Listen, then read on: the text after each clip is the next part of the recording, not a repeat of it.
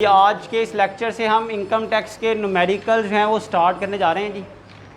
Income tax के numericals मतलब वो प्रॉब्लम्स हैं, वो कैलकुलेशंस हैं जो आपको टैक्स कैलकुलेट करना सिखाएंगी कि भाई आप टैक्स कैसे कैलकुलेट कर सकते हैं।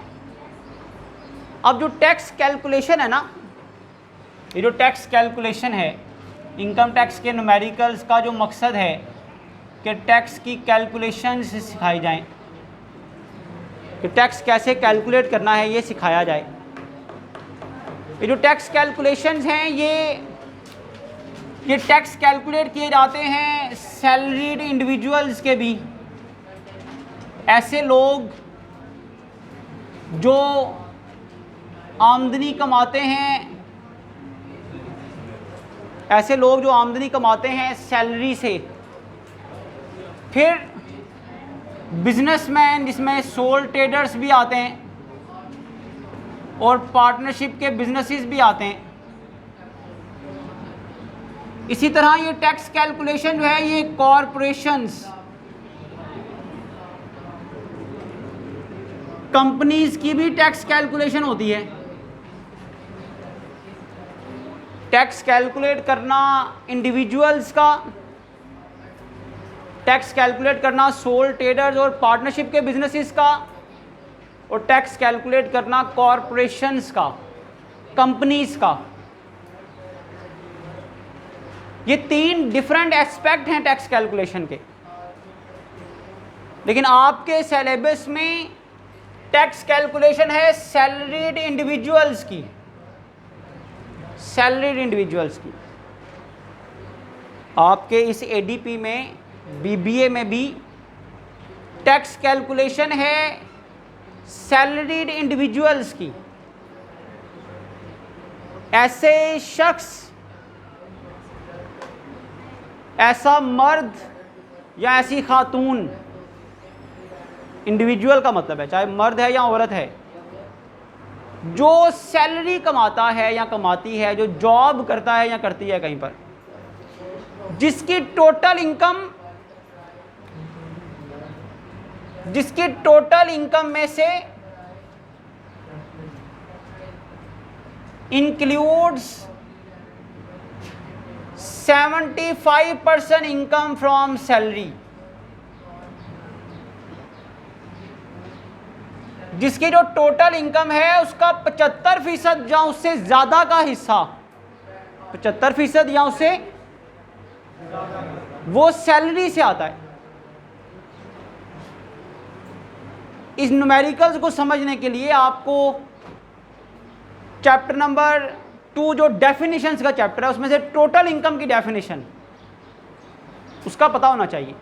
वो मैंने पढ़ाई भी है आपको। ज़रा सब लोग चैप्टर नंबर 2 में टोटल इनकम की डेफिनेशन देखें ज़रा, शाबाश। टोटल इनकम की डेफिनेशन देखें सब लोग।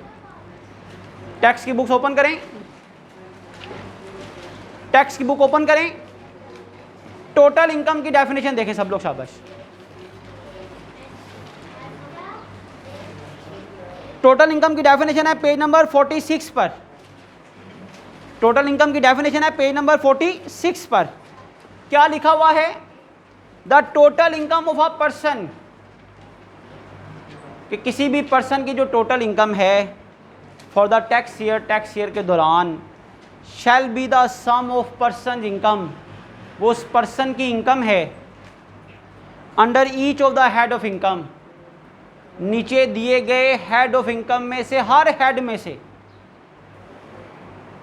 हर हेड की इनकम को जमा कर दिया जाए, सम कर दिया जाए, तो उस पर्सन की टोटल इनकम आ जाती है। वो हर हेड की इनकम कौन सी है? उसमें एक है जी income from salary, income from property, income from business, capital gains and other sources. ये 5 हेड्स ऑफ इनकम हैं, मैंने ये बताए हुए हैं, इनके सेक्शन भी लिखवाए हुए हैं कि सैलरी का सेक्शन 12 है, प्रॉपर्टी का सेक्शन 15 है, बिजनेस का सेक्शन 18 है, कैपिटल गेन सेक्शन 37 है और अदर सोर्सेज सेक्शन 39 है। इसका मतलब ये है कि एक पर्सन की जो इनकम है ना, वो 5 हेड से आती है। एक पर्सन की जो टोटल इनकम होती है वो 5 तरह की इनकम होती है। Income from salary, income from property, income from business and income from capital gains. ये 5 तरह की इनकम होती है। लेकिन जब हमने सैलरीड इंडिविजुअल की बात करनी है तो सैलरीड इंडिविजुअल वो होता है जिसकी बाकी सारी आमदनियां एक तरफ, उसकी जो सैलरी इनकम है वो टोटल इनकम का 75% के बराबर होता है। इसका मतलब है बाकी इनकम होंगी 25% या उससे कम, जो सैलरी इनकम होगी वो 75% या उससे ज़्यादा होगी। मतलब अगर वो साल में 10 लाख रुपया कहता है ना मेरी टोटल इनकम है, तो 7.5 लाख उसकी सैलरी इनकम होना ज़रूरी है सैलरीड इंडिविजुअल का स्टेटस हासिल करने के लिए। क्यों भला? क्योंकि सैलरीड इंडिविजुअल के टैक्स रेट डिफरेंट हैं, सोल ट्रेडर और पार्टनरशिप के टैक्स रेट डिफरेंट हैं, और कंपनीज कॉरपोरेशन के टैक्स रेट डिफरेंट हैं। अगर आप सैलरीड इंडिविजुअल का स्टेटस एंजॉय करना चाहते हैं, जो सैलरीड पर्सन के तनख्वाहदार तबके के टैक्स रेट्स के मुताबिक आप टैक्स देना चाहते हैं, तो आपको ये कंडीशन फुलफ़िल करनी है कि आपकी जो टोटल इनकम है उसका 75% हिस्सा जो है वो सैलरी से आना चाहिए। ये ना हो गया सैलरी आप कमा रहे हैं 7.5 लाख साल की, और आपके बिजनेसेस भी चल रहे हैं, आपकी प्रॉपर्टी भी है, आपके अदर सोर्सेज भी हैं, वहाँ से आप 25-30 लाख रुपए कमा रहे हैं, और अब आप कहते हैं कि टैक्स वालों को कहते हैं नहीं मेरे पे टैक्स जो है वो तनख्वाहदार तबके का लगाया जाए, सैलरीड इंडिविजुअल का लगाया जाए। तो टैक्स डिपार्टमेंट कहेगा नहीं, सैलरीड पर्सन के टैक्स रेट तब लगेंगे अगर आपकी टोटल इनकम में से आपकी सैलरी की इनकम का पोर्शन 75% के बराबर हो।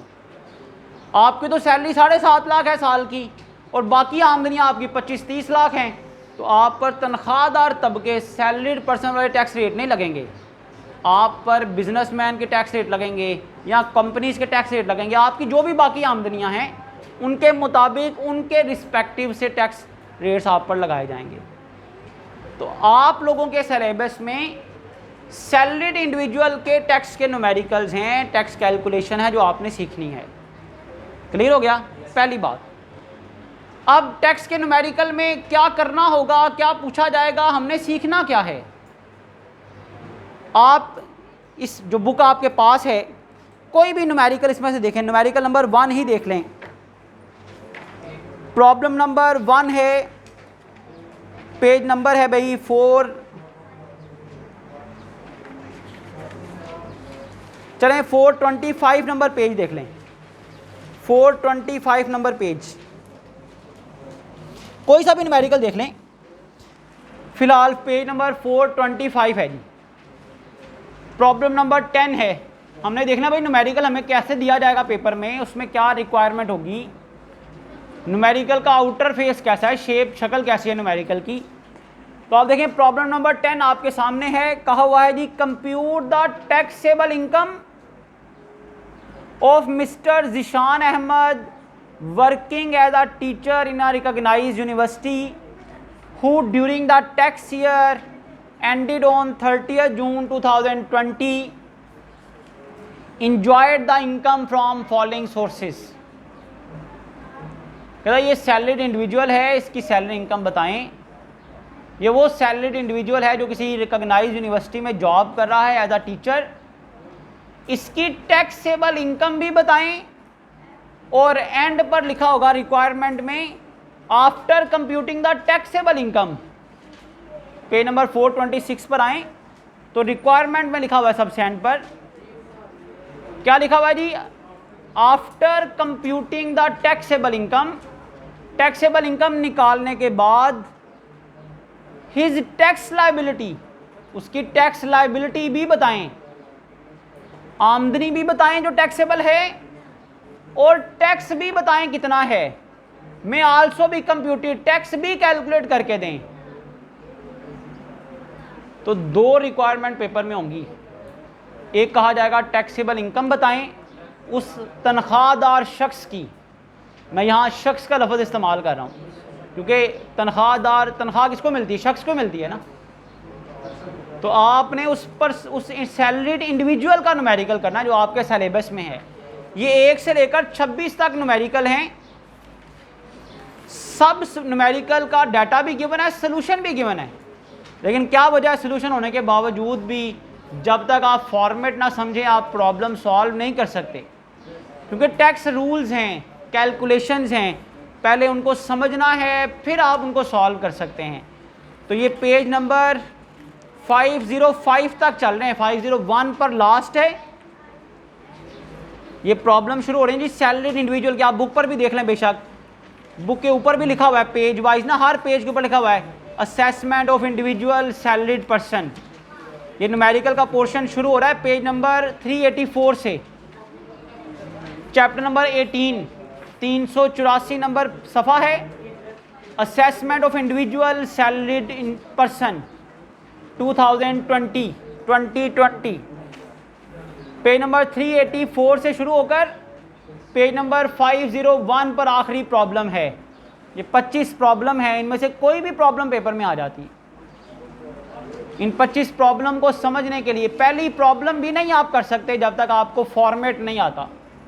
टैक्स के रूल्स जब तक सारे टैक्स के रूल्स आप नहीं पढ़ लेते आप प्रॉब्लम नंबर 1 भी सॉल्व नहीं कर सकते। वो पूरे का पूरा फॉर्मेट करने में हमें 15-18 दिन लगेंगे, उसके बाद ये 25 न्यूमेरिकल हैं, 25 करने में 15-20 दिन लग जाएंगे। एक मैं करवा दूंगा, कुछ ऐसे हैं जो मैं आपको होमवर्क के लिए भी दे सकता हूँ। तो फॉर्मेट समझना ज़रूरी है, फॉर्मेट समझना ज़रूरी है। अब ये देख लिया आपने, हर न्यूमेरिकल की तरह शक्ल देखें। फॉर एग्जाम्पल प्रॉब्लम नंबर 1 है ना, प्रॉब्लम नंबर 1 है पेज नंबर 390 पर।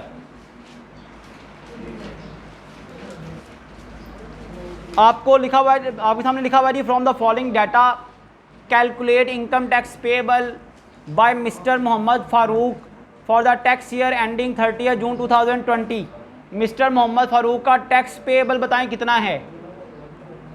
ये 1 से लेकर 16 तक तफसीलात दी हुई हैं, उसकी आमदनी की, उसके खर्चों की, उसके एसेट्स की। 1 से लेकर 16 तक उसकी आमदनियां हैं, इनमें से कुछ उसके एसेट्स होंगे, कुछ अखराजात भी होंगे। इसी तरह क्वेश्चन नंबर 2 पर आ जाएं, प्रॉब्लम नंबर 2 पर पेज नंबर 393 पर लिखा हुआ है mister Haroon Rashid is the chief accountant of defence mall Lahore. Defence mall Lahore में वो चीफ अकाउंटेंट है mister Haroon Rashid. He has furnish the following particulars. उसने अपनी मालूमात आपको ये मुहैया की हैं। कौन सी मालूमात उसने मुहैया की हैं? Basic salary, bonus, medical allowance. यहाँ से लेकर इस पेज के एंड तक लिखा हुआ है bonus not yet due.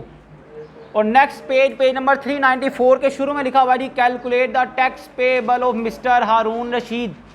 Mister Haroon Rashid का टैक्स पेएबल फाइंड आउट करें। तो हर प्रॉब्लम की रिक्वायरमेंट है टैक्सेबल इनकम निकालें और टैक्स पेएबल निकालें। हर प्रॉब्लम में आपने ये सीखना है कि सैलरीड इंडिविजुअल की टैक्सेबल इनकम निकालें और सैलरीड इंडिविजुअल का टैक्स पेएबल निकालें। हर प्रॉब्लम की ये रिक्वायरमेंट है। अब प्रॉब्लम शुरू कैसे होगी, इसको सॉल्व कैसे करना है, उसमें हमारा पहला टारगेट क्या होगा, सेकंड टारगेट क्या होगा, थर्ड टारगेट क्या होगा, जिसके मुताबिक हम अपनी रिक्वायरमेंट को सॉल्व करेंगे। तो फॉर्मेट कैसे बनाना है पहले मैं आपको वो बताता हूँ, फिर उसमें तरतीब बताता हूँ किस तरतीब से चलना है।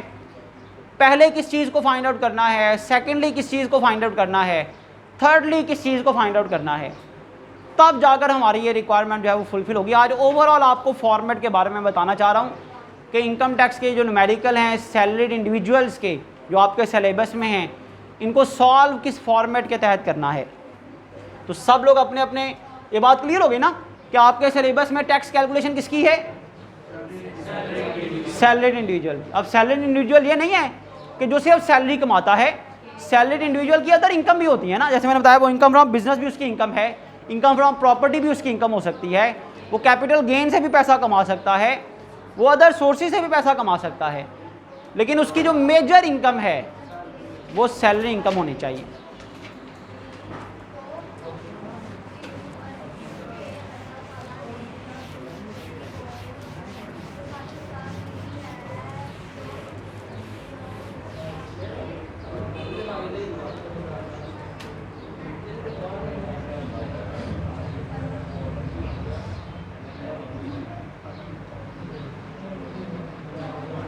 सबसे पहले आपने नाम लिखना है उस शख्स का जिसकी आप इनकम फाइंड आउट करने जा रहे हैं, उसका पहले नाम लिखना है।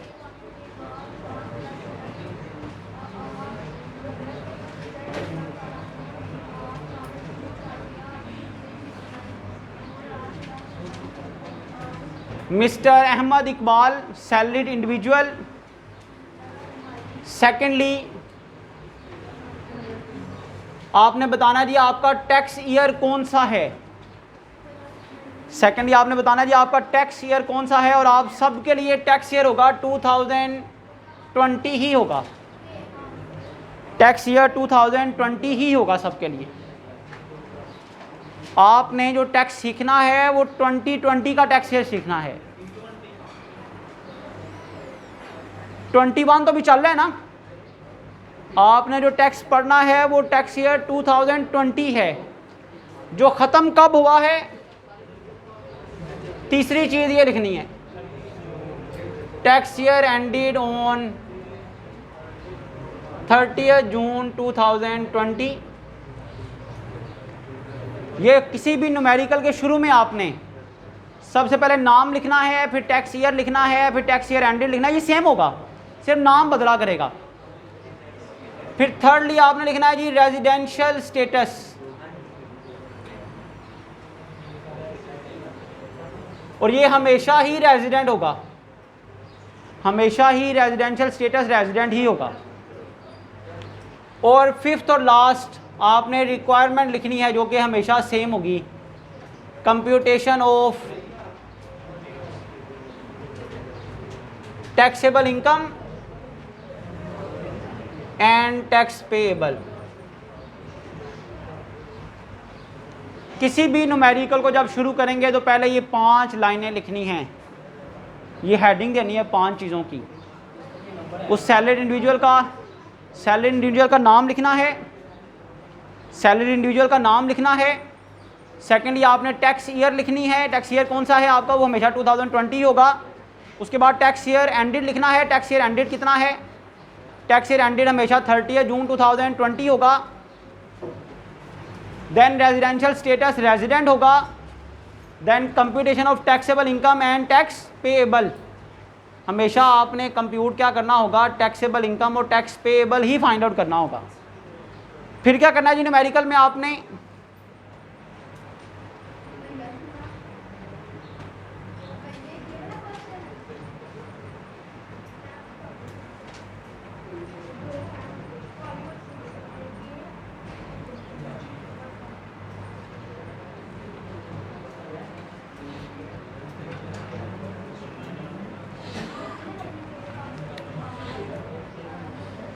किसी भी प्रॉब्लम को आपने करना है तो ये एक इनर कॉलम होगा और ये एक आउटर कॉलम होगा।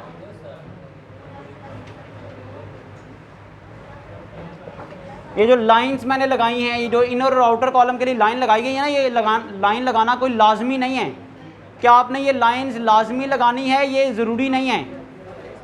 आप इन लाइंस लगाए बगैर भी, इन लाइंस को लगाए बगैर भी क्वेश्चन कर सकते हैं। सिर्फ एक फॉर्मेट है ना कि अच्छा तरीके से प्रेजेंट करने के लिए हम इसको ऐसा करते हैं। तो सबसे पहले आपने ये फॉर्मेट बनाना है। उसके बाद फर्स्टली सबसे पहले आपने तरतीब से चलना है। वो जो 5 हेड्स ऑफ इनकम है ना, जिनमें सबसे पहले इनकम फ्रॉम सैलरी, फिर इनकम फ्रॉम प्रॉपर्टी, फिर income from business, capital gain और अदर सोर्सेज, इन्हीं की तरतीब से चलना है। सबसे पहले हेडिंग देनी है जी इनकम फ्रॉम सैलरी।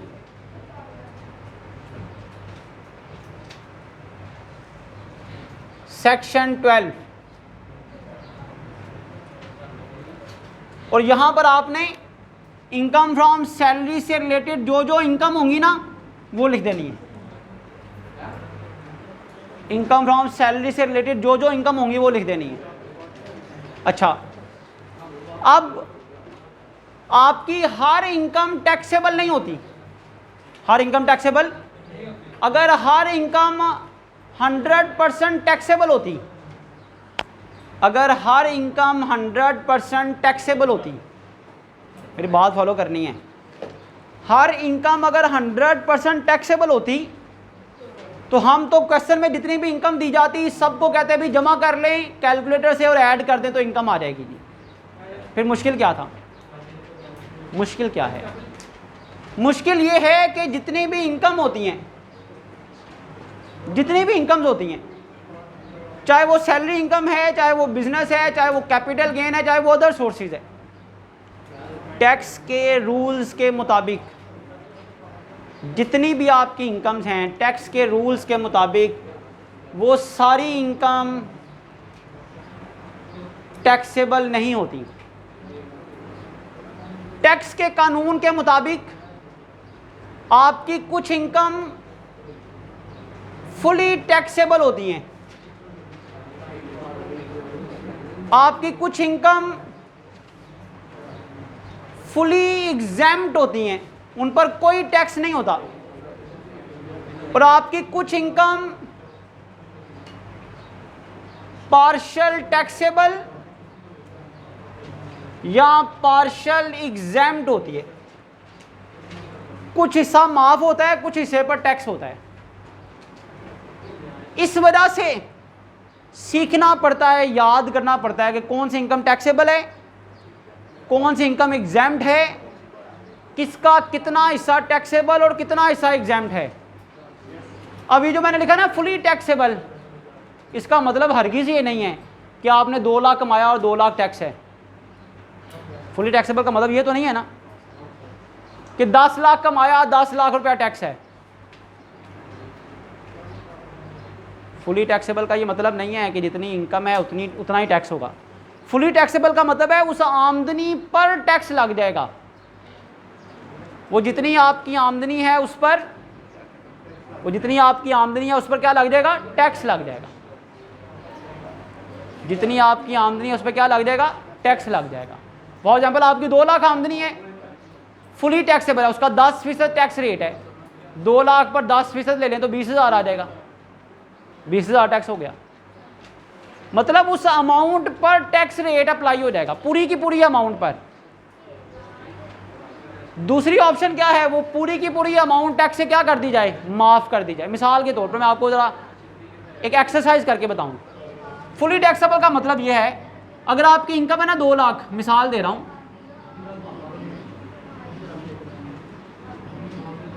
इनकम है 2 लाख, उस 2 लाख पर टैक्स लेना है आपने 10%, वो आ गया 20,000। इसको हम कहते हैं इनकम फुली टैक्सेबल है। पूरी की पूरी 2 लाख की इनकम थी, 2 लाख पर टैक्स लग गया 10%। फुली एग्जैम्प्ट का मतलब है इस 2 लाख पर नो टैक्स। यहां तो 20,000 टैक्स आया ना, यहां पर कोई टैक्स नहीं है, इस पर कोई टैक्स नहीं है। पार्शियल टैक्सेबल का मतलब क्या है? पार्शियल टैक्सेबल का मतलब है 2 लाख इनकम है ना, कहता है इसमें से 80,000 माफ है, 80,000 एग्जैम्प्ट है। कोई भी रूल होगा, कहा जाता भाई इसमें से 80,000 रुपया एग्जैम्प्ट है, बाकी जो 1,20,000 बचेगा इस पर टैक्स है 10%, और टैक्स कितना आ गया? 12,000। फॉर एग्जाम्पल हम इसको कहते हैं ये पार्शियल टैक्सेबल है कि 2 लाख पर टैक्स नहीं है, 80,000 पर टैक्स माफ है, 2 लाख में थे 80,000 माइनस कर दिया, जो 1,20,000 बचा इस पर 10% टैक्स है। अब मसला स्टूडेंट्स के लिए या टैक्स के जो प्रैक्टिशनर हैं, टैक्स कैलकुलेशन करने वाले हैं, उनके लिए मसला क्या होता है? आपको यही याद रखना पड़ता है कि किस पर्सन की कौन सी इनकम फुली टैक्सेबल होगी, कौन सी इनकम फुली, और किस इनकम का कितना हिस्सा एग्जैम्प्ट होगा और कितना हिस्सा टैक्सेबल होगा। कुछ इनकम है उसके बारे में लिखा होता है जिनका 10% हिस्सा एग्जैम्प्ट है, कुछ के बारे में लिखा होता है जी इनका 50% हिस्सा एग्जैम्प्ट है, कुछ के बारे में लिखा होता है जी जितनी भी रकम है ना 3 लाख एग्जैम्प्ट है, बाकी टैक्सेबल है।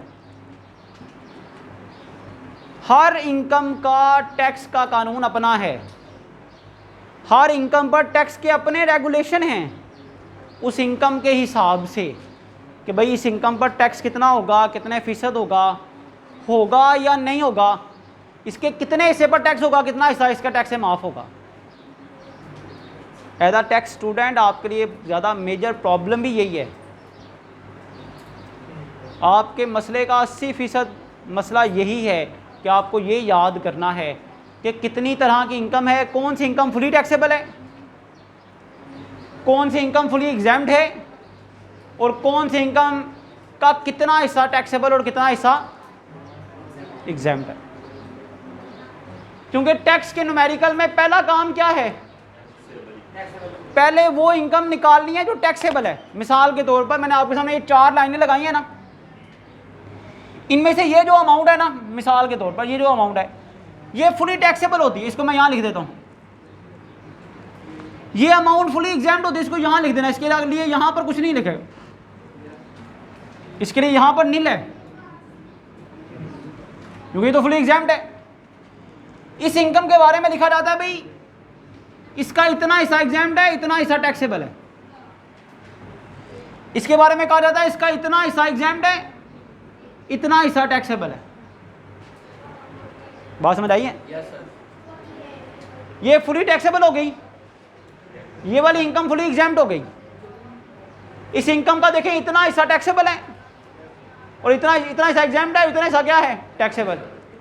इस इनकम का ये वाला हिस्सा क्या है एग्जैम्प्ट है, वो यहाँ लिख दिया, जो हिस्सा टैक्सेबल है उसे यहाँ लिख दिया।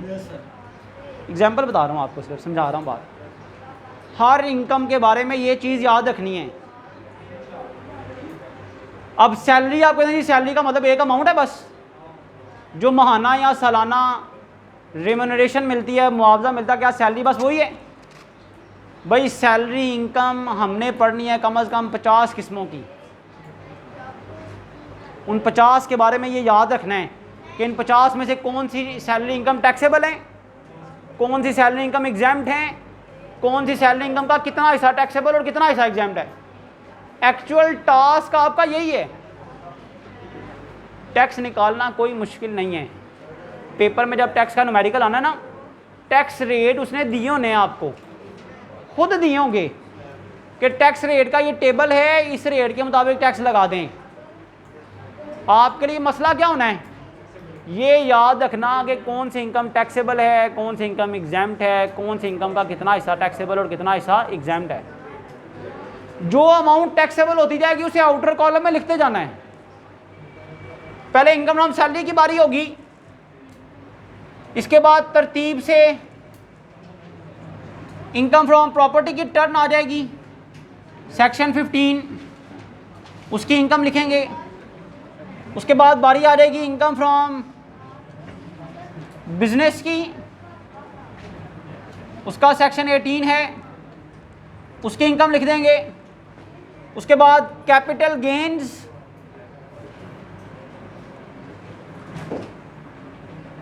सेक्शन 37 उसकी इनकम लिख देंगे। और पांचवा और आखिरी सोर्स होगा इनकम फ्रॉम अदर सोर्स।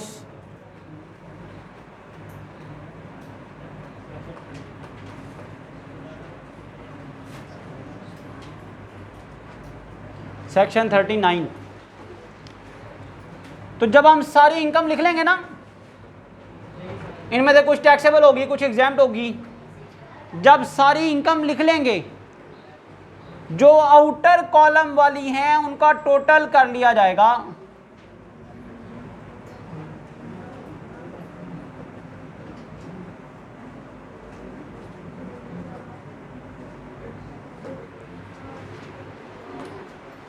जब हम ये पांचों सोर्स ऑफ इनकम को पढ़ लेंगे, लिख लेंगे, तो जो इनकम आउटर कॉलम में आएगी उसका टोटल कर लिया जाएगा। और वो कौन सी इनकम होगी? टैक्स के काबिल इनकम, कि इस पर टैक्स लगाना है।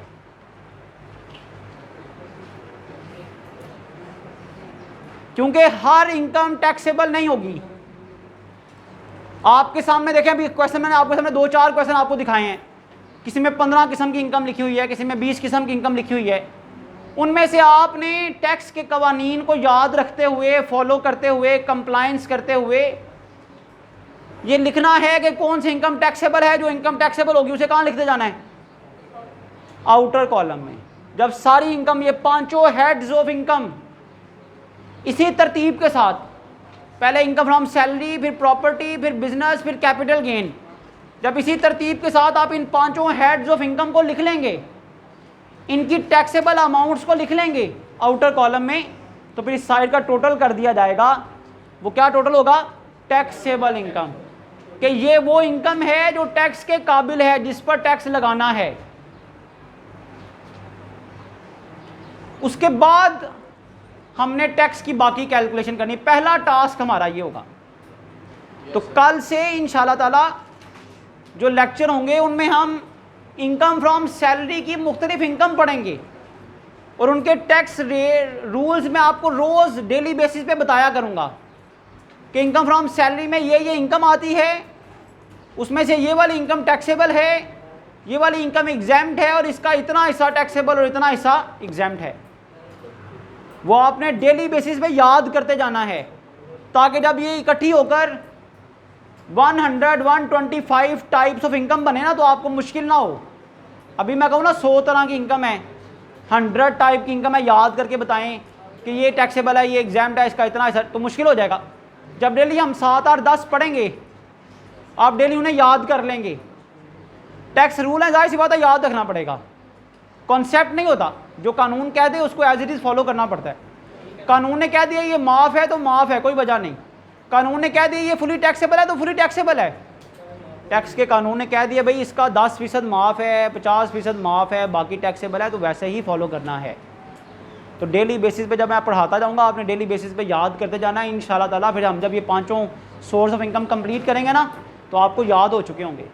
ये ना याद हुए तो बाकी काम करने का फ़ायदा ही कोई नहीं। तो कल से हम स्टार्ट करेंगे इनकम फ्रॉम सैलरी से।